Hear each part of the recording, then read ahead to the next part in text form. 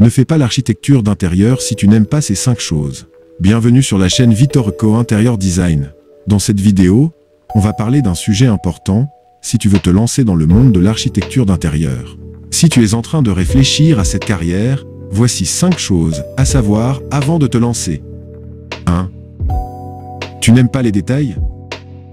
L'architecture d'intérieur, c'est tout un travail de précision. On parle de jouer avec l'agencement des meubles, les couleurs, les matériaux, et parfois même la lumière. Si tu te lances dans un projet sans vraiment te soucier de ces petits détails, tu risques de rater l'essence même du métier. Crois-moi, chaque centimètre compte. Si tu n'as pas l'œil pour voir ces petites choses qui transforment un espace, l'architecture d'intérieur pourrait te frustrer. Alors, si tu détestes passer des heures à choisir un canapé ou à imaginer la disposition des objets, réfléchis bien avant de te lancer. 2. Tu n'es pas créatif? Ce métier, c'est avant tout une aventure créative.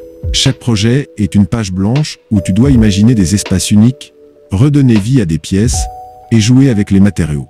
Si la créativité n'est pas ton truc, tu vas vite te retrouver à tourner en rond. Ce n'est pas juste de la décoration, c'est de la conception.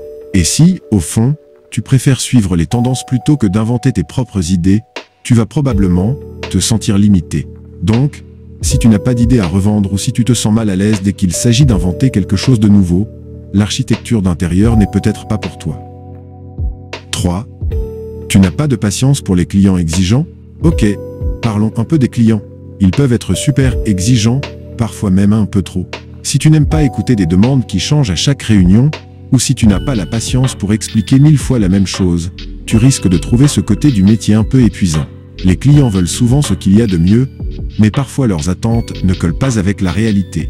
Si tu ne sais pas rester calme sous pression et gérer ces demandes parfois irréalistes, tu vas devoir travailler sur ta patience. Ce métier, c'est aussi de l'écoute et de l'empathie. 4. Tu n'aimes pas gérer des projets complexes? L'architecture d'intérieur, c'est pas juste une question de créa, hein? Il faut aussi être un excellent gestionnaire. Tu vas devoir jongler avec les délais, les budgets, les artisans, et parfois même les imprévus. Si tu n'aimes pas l'aspect organisation et gestion de projet, tu risques de te retrouver vite dépassé. Chaque projet comporte une part de logistique, de coordination. Et si ça te stresse plus qu'autre chose, ça peut être un vrai challenge. Si tu préfères rester juste dans la partie créative sans t'occuper du reste, prépare-toi à être frustré. La gestion fait partie du job. 5. Tu n'aimes pas l'aspect technique du métier.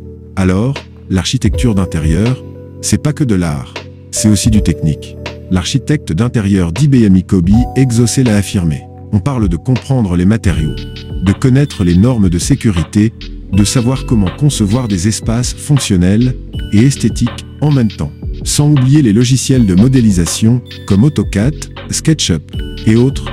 Si tu n'as pas envie de te frotter à ça, de comprendre les contraintes techniques et d'apprendre les bases des matériaux, tu vas vite te rendre compte que ça complique sérieusement ton travail. Et ça ne se voit pas toujours quand on parle de design, mais c'est super important pour que ton projet soit vraiment viable. Alors voilà, si tu t'es retrouvé dans un ou plusieurs de ces points, peut-être que l'architecture d'intérieur n'est pas faite pour toi. Mais si tu es prêt à relever ces défis, à faire preuve de créativité et à gérer des projets complexes, alors fonce, c'est un métier qui peut vraiment t'apporter beaucoup de satisfaction.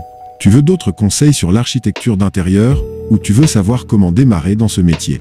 N'hésite pas à laisser un commentaire et à t'abonner pour plus de vidéos. À la prochaine!